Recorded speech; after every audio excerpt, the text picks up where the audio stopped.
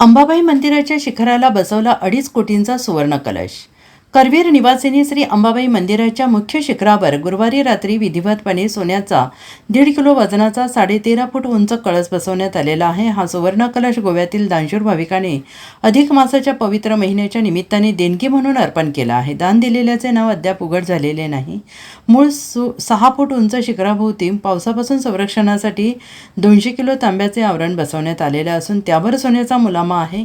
क्रेनच्या सहाय्यानं आणि सुमारे 40 कर्मचाऱ्यांच्या मेहनतीने रात्रभर सावधपणे हे काम पूर्ण करण्यात आलं। पश्चिम महाराष्ट्र देवस्थान समितीचे सचिव शिवराज नायकवाडे हे यावेळी देखरेख करत होते। शुक्रवारी सकाळी वैदिक मंत्रोच्चारांसह पारंपरिक पूजन आणि धार्मिक विधी पार पडले आहेत आणि या नवीन कलशाचे दर्शन घेण्यासाठी मंदिरात भाविकांची गर्दी पाहायला मिळते आहे।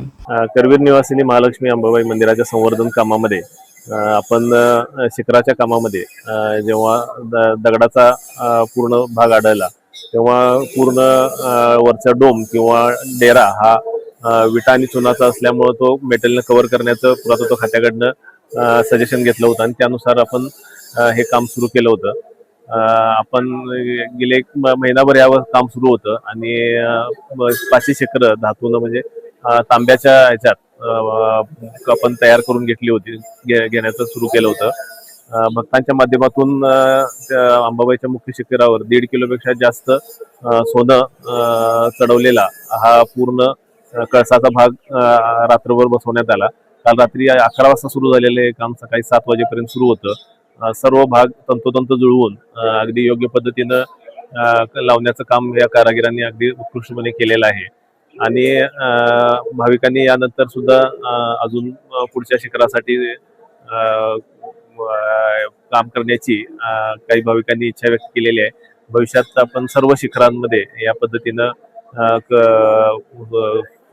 सुधारणा करू शकू अशी आपल्याला अपेक्षा आहे आणि आज हे सुवर्ण कलश हा आपल्या आई अंबाबाई महालक्ष्मीच्या मंदिरावर विराजमान झालेला आहे। साधारण खालचा डेरा हा 7 ते 7.5 फूट उंचीचा आहे आणि वरचा कळस हा 6 फुटाचा आहे। साधारण 13.5 फूट उंचीचा संपूर्ण भाग आहे आणि खालच्या कमल पुष्प त्याच्यावरचा पूर्ण डेऱ्याचा भाग परत उलट कमल पुष्पानी वरती कळस अशा पद्धतीनं त्याचं स्वरूप आहे।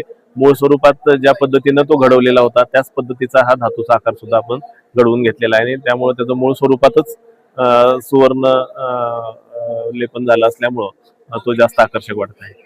Bureau report SBN Marathi, Kolhapur.